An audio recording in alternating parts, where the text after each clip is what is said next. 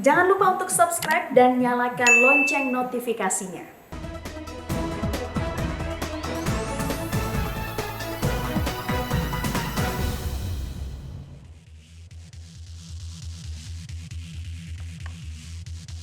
Selamat malam pemirsa, Anda menyaksikan Prime Talk Tajam Mendalam bersama saya Afiani Malik. Kasus korupsi kembali terungkap di Direktorat Jenderal Pajak Kementerian Keuangan. Seorang petinggi di Ditjen Pajak diduga bersekutu dengan wajib pajak mengakali beban pajak agar dibayar lebih rendah dari yang seharusnya. Meski belum mengumumkan para tersangka, KPK mengaku telah mengantongi nama pelaku serta bukti-bukti kuat untuk menjerat semua pihak yang terlibat. Pat gulipat pejabat pajak dengan wajib pajak memang bukan sekali ini terjadi. Masyarakat masih belum lupa skandal penggelapan pajak oleh pegawai pajak Gayus Tambunan yang merugikan negara hingga miliaran rupiah di tahun 2010. Praktik culas ini tidak hanya membuat masyarakat marah. Menteri Keuangan Sri Mulyani pun geram dan bahkan menyebut pelaku suap sebagai pengkhianat. Kegeraman saja tentu tidak cukup. Sanksi yang menjerakan harus diberikan. Satu pertanyaan mendasar, mengapa pejabat pajak tidak tahan godaan suap? Prime Talk akan mengulasnya sesaat lagi. Tetaplah bersama kami.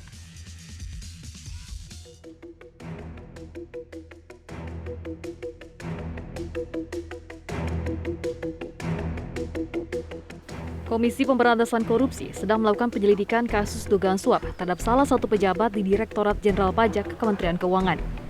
Komisioner KPK Alexander Marwata menjelaskan, suap diberikan oleh wajib pajak agar pejabat tersebut meringankan beban pajak yang harus dibayar oleh pengusaha. Ini tindak pidana ini kan terjadi, dugaan tindak pidana korupsi suap ini kan terjadi karena ketidakpatuhan wajib pajak dalam membayar pajak. Ya, mereka ingin pajaknya rendah, ya, dengan cara mempengaruhi aparatur pajak, memberikan sesuatu atau menjanjikan sesuatu agar pajaknya bisa diturunkan. KPK saat ini sudah melakukan cegah ke luar negeri terhadap oknum pegawai Ditjen Pajak. Namun KPK belum melakukan ekspos perkara terhadap kasus ini, termasuk siapa inisial pejabat yang menerima suap dan siapa wajib pajak yang memberi suap. Belum diketahui juga berapa nilai suap dan berapa nilai pajak yang dimanipulasi, dengan alasan penyidik masih melengkapi bukti-bukti. Menteri Keuangan Sri Mulyani menegaskan tidak ada toleransi bagi pegawai Kementerian Keuangan yang melakukan korupsi. Menurut Sri Mulyani, dugaan suap pegawai pajak telah mengkhianati semua pihak di lingkungan kementerian. Telah dilakukan pembebasan tugas dari jabatannya agar memudahkan proses penyidikan oleh KPK. Dan yang bersangkutan telah mengundurkan diri dan sedang diproses dari sisi administrasi ASN. Dugaan suap yang melibatkan pegawai Direktorat Jenderal Pajak ini jelas merupakan pengkhianatan dan telah melukai perasaan dari seluruh pegawai baik di Direktorat Jenderal Pajak maupun seluruh jajaran Kementerian Keuangan. Direktorat Jenderal Pajak Kementerian Keuangan kembali menjadi sorotan akibat ulah oknum yang diduga korupsi. Jika melihat struktur gaji dan tunjangan kinerja, penghasilan yang diterima oleh pegawai pajak sudah cukup besar. Berdasarkan Peraturan Presiden Nomor 96 Tahun 2017, tunjangan kinerja untuk pegawai Eselon 1 berkisar 84 sampai 117 juta rupiah, sementara untuk Eselon 2 antara 56 sampai 80 juta rupiah. Tim Liputan Metro TV. Lalu apa dan bagaimana modus penggelapan pajak yang kerap dilakukan oleh pejabat di lingkungan Ditjen Pajak? Telah terhubung dari luar studio dengan pengamat perpajakan Peter Abdullah. Pak Peter, selamat malam. Selamat malam, Mbak. Dan kemudian hadir juga pakar hukum pidana Abdul Fikar Hajar. Pak Abdul Fikar, selamat malam. Selamat malam, Mbak Alfi, Pak Peter. Selamat malam juga. Baik, Bapak-Bapak, kita akan bahas mengenai masih terjadi suap di Ditjen Pajak. Saya akan ke Pak Peter terlebih dahulu. Dari kasus ini, minimal kita bisa melihat dua hal, Pak Peter. Pertama, modus suap untuk menekan atau mengurangi angka pajak masih ada. Tapi di satu sisi, reformasi pajak ternyata juga berjalan. Bagaimana Anda melihat kejadian ini? Ya, yang pertama saya ingin menyampaikan dulu keprihatinan sebagaimana sudah disampaikan oleh Ibu Sri Mulyani. Bu Sri Mulyani menyampaikan ini adalah sebuah pengkhianatan. Pengkhianatan kepada rekan-rekan di Kementerian Keuangan, khususnya di DJP, Direktorat Jenderal Pajak. Mereka yang sekarang ini sedang bekerja keras untuk memenuhi target penerimaan pajak guna membantu pembiayaan fiskal kita, pembiayaan APBN kita. Sementara di tengah mereka bekerja keras itu ada satu rekan mereka yang harus kita akui merupakan seorang pengkhianat. Ya. Nah, saya ingin menegaskan bahwa pengkhianatan itu tidak hanya mengkhianati rekan-rekannya di Kementerian Keuangan atau di DJP, tetapi juga adalah pengkhianatan kepada kita semua. Ya. Karena kita saat ini sedang berjuang untuk melawan korupsi. Ya. Korupsi adalah kejahatan yang luar biasa. Ya. Itu yang pertama. Yang kedua, persis seperti yang disampaikan oleh Mbak Afi tadi, memang godaan ini, khususnya di pajak, itu tidak akan pernah berhenti, Mbak Afi. Ya. Memang secara alami, yang namanya wajib pajak, itu pasti akan berusaha untuk menghindari pajak. Berusaha untuk bisa, kalau bisa mengurangi kewajiban pembayaran pajaknya atau bahkan kapan perlu tidak sama sekali membayar pajak. Ya. Nah, hal ini akan berhadapan dengan para petugas pajak. Ya, godaan kepada para petugas pajak itu tidak akan pernah berhenti. Nah, di tengah kondisi seperti itu, kita masih bersyukur bahwasanya reformasi pajak itu berjalan. Ya. Apa yang terjadi sekarang ini adalah harus kita akui adalah hasil dari reformasi pajak itu sendiri. Kalau ya saya kira Pak Abdul Fikar nanti bisa menambahkan ke saya. Kalau dulu ya mungkin sekitar 15-20 tahun yang lalu kasus seperti ini ya kasus kecil ini ya. Sering terjadi dan biasanya ditutup-tutupi. Kalau ini dibuka. Tetapi sekarang ini seorang Menteri Keuangan menyampaikannya langsung dan menyampaikan bahwasanya yang bersangkutan adalah pengkhianat. Itu menurut saya adalah cerminan bagaimana reformasi itu berjalan. Itu yang pertama. Ya. Yang kedua adalah kasus ini diangkat oleh sistem yang berjalan di Dirjen Pajak, di Direktur Jenderal Pajak. Karena kasus ini muncul dikarenakan bagaimana Kementerian Keuangan, DJP, dan KPK itu menindaklanjuti laporan dari masyarakat. Artinya sistem alarm yang ada di DJP itu berjalan. Ya. Ini harus kita apresiasi. Ya. Baik. Pak Peter, saya akan langsung ke Pak Abdul Fikar. Masih ditunggu-tunggu tapi belum ada nama terang yang muncul, Pak Abdul Fikar. Terakhir progresnya adalah 6 orang dicegah oleh KPK, 2 ASN Dirjen Pajak berinisial APA dan DR, serta 4 orang swasta berinisial RAR, AIM, VL, dan AS. Mengapa belum dibuka? Apa yang menurut Anda kira-kira ditunggu oleh KPK? Apakah kemudian ini kasusnya begitu besar sehingga begitu hati-hati atau sulit sekali untuk mencari siapa-siapa yang terlibat? Kalau menurut saya begini, ini kan ada di tahap penyelidikan, gitu ya. Jadi saya kira KPK ingin betul-betul menemukan alat bukti yang menguatkan gitu bahwa ini memang dilakukan oleh orang-orang yang tadi Mbak Alfi sebutkan. Nah ini yang saya kira menjadi kendala di KPK ya untuk memastikan bahwa memang sudah ada alat buktinya. Nah, kalau sudah ada alat buktinya sebenarnya kapanpun bisa diumumkan.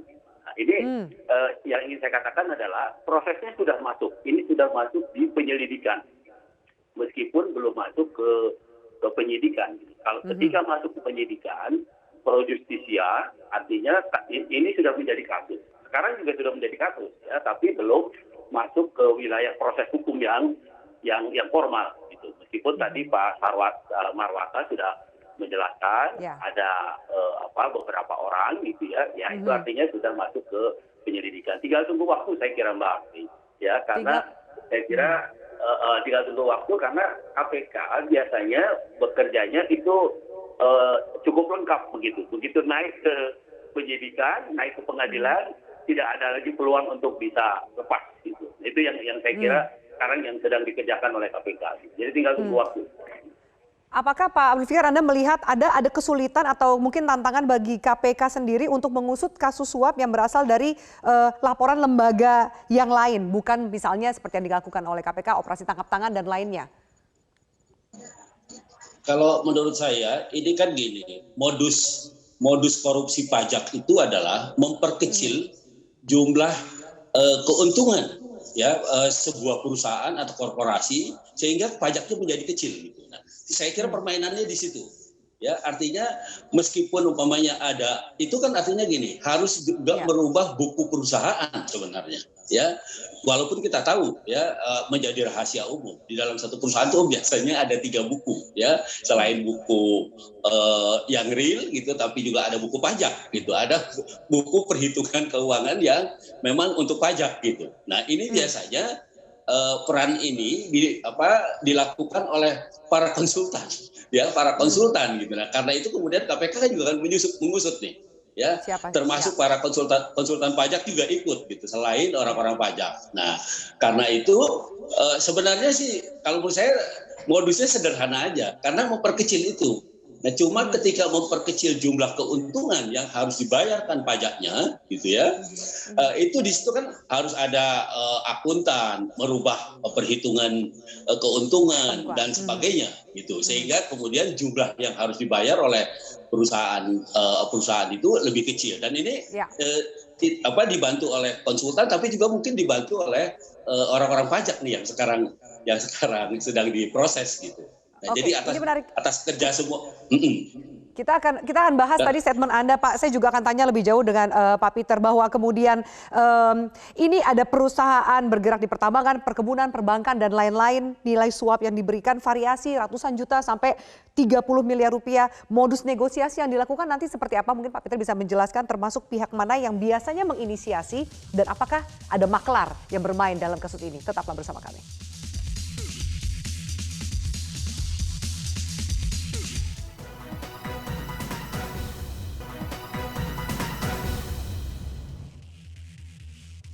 Baik, pemirsa, kita lanjutkan dialog kita di Prime Talk. Kami juga sempat menghubungi pihak KPK, namun hingga saat ini pihak KPK belum bisa memberikan keterangan lebih jauh. Baik Pak Peter, saya mengutip pernyataan dari KPK, ada sejumlah perusahaan yang diduga pajaknya diurus dalam perkara ini. Perusahaan di pertambangan, perkebunan, perbankan, rokok, dan produsen cat. Nilai suap yang diberikan ratusan juta hingga puluhan miliar rupiah. Modus negosiasi yang dilakukan apakah sama atau kali ini ada yang berbeda? Terutama mungkin di masa pandemi kita melihat juga ada melambatnya perekonomian dan pencapaian profit atau keuntungan dari perusahaan. Seperti apa modus-modusnya, Pak Peter? Ya, pajak itu kan bermacam-macam, Mbak Afi ya.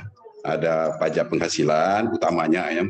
Kemudian ada pajak juga pajak PPN, ya, pertambahan nilai. Ini utamanya 2 ini yang paling besar biasanya selain pajak PPh yang perseorangan yang pegawai. Tapi yang paling besar itu adalah pajak penghasilannya badan, ya keuntungan dari perusahaan yang disebutkan oleh Pak Abdul Fikar tadi, atau pembayaran pajak PPN, ya yang kalau PPN biasanya terkait dengan restitusi, penarikan kembali karena biasanya untuk perusahaan-perusahaan yang manufaktur biasanya mereka memiliki kesempatan untuk menarik kembali PPN yang sudah dibayar. Nah, 2 hal inilah yang biasanya paling besar kemungkinan untuk tanda kutip dinego sama mereka agar supaya mereka bisa mengurus. Silakan Pak Peter. Umumnya menggunakan konsultan pajak. Iya. Jadi di situ pihak mana yang biasa menginisiasi? Ya, silakan Pak Peter.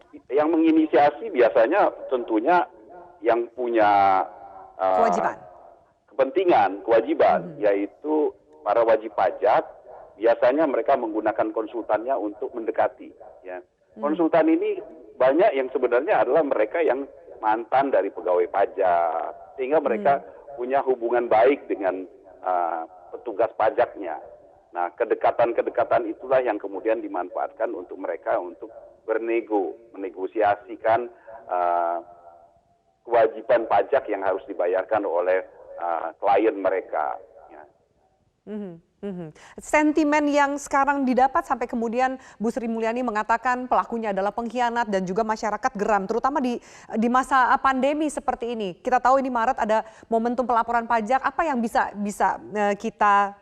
kita petik dari kejadian ini, terutama juga untuk kemudian mendorong masyarakat menjadi wajib pajak yang baik, Pak Peter? Ya, nah mungkin yang saya ingin, ini belum yang diangkat oleh Bu Sri Mulyani, tetapi saya kira yang paling sangat penting ini adalah kejadian ini sebenarnya adalah refleksi untuk kita. Ya. Kejadian ini terjadi dikarenakan ada dua pihak. Ya. It takes two to tango. Ya. Tidak mungkin hanya satu pihak. Nah, kita harus pahami bahwasanya seperti yang saya sebutkan tadi, secara nature, secara alami memang para wajib pajak itu akan berusaha untuk tidak membayar pajak.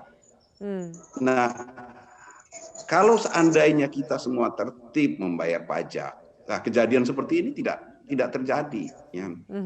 Apa yang disebutkan oleh Bu Sri Mulyani, proses pembayaran pajak ini kan memang sekarang sedang peak-nya, sedang naiknya. Bulan Maret dan bulan April itu adalah jadwal penyerahan SPT, baik itu perorangan maupun badan usaha. Dan di tengah kondisi yang mereka sedang sibuk-sibuknya seperti itu, muncul kejadian seperti ini yang menghantam mental mereka, menghantam semuanya. Ya. Saya kira teman-teman di DJP benar-benar dalam kondisi yang sangat menyesali kondisi seperti ini, karena ini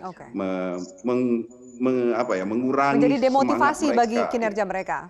Iya, padahal mereka seperti saya sebutkan proses transformasi itu sudah berdampak sangat baik di DJP. Ya. Ya, kasus-kasus seperti ini sebenarnya kalau dulu adalah kasus umum, sekarang inilah kasus yang benar-benar dihindari di DJP sekarang. Oke, baik.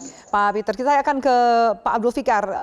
Soal efek jera, bagaimana Anda melihat ada hukuman bagi para pegawai Ditjen Pajak yang tersangkut kasus korupsi? Mungkin saya bisa bacakan sedikit, ada Gayus Tambunan, vonis 30 tahun dari 4 kali vonis, kemudian Bahashim Ashifi 12 tahun, Handang Soekarno 10 tahun, dan Heru Sulistiono 6,5 tahun, termasuk seluruh harta hasil kejahatan disita negara. Apakah kemudian hukuman yang diberikan pada pelaku-pelaku ini, pegawai Ditjen Pajak ini, memiliki efek jera menurut Anda? Saya kira ini gini kan, korupsi itu ada kesempatan, ya, ada kewenangan dan ada kesempatan, sebenarnya itu ya. Jadi sepertinya tidak ada korelasi dengan sanksi gitu. Karena tadi ada yang hukuman yang paling berat sekalipun umpamanya itu tidak membuat jera gitu. Ya, Bahashim yang berapa puluh tahun itu, kemudian ada tadi yang Mbak B menyatakan gitu ya. Ternyata itu tidak juga membangunkan ketidakinginan orang rasa takut melakukan mereka. korupsi, rasa takut mereka gitu. Nah, karena itu saya kira yang menjadi godaan adalah bagaimana menjalankan kewenangan itu dan kewenangan itu dengan jujur, dengan baik gitu. Padahal kan yang saya dengar di Departemen Keuangan itu, terutama di Direktorat Pajak itu gajinya lebih besar dari direktorat yang lain, atau gajinya lebih besar dari ternyata itu pun nggak cukup. Gitu. Itu kan yang tambah membuat geram masyarakat ketika tunjangan atau remunerasi paling tinggi, fasilitas kemudian sangat dijamin, harusnya mereka bisa bekerja tanpa kemudian tergoda atau menggoda. Ini yang menambah rasa geramnya masyarakat.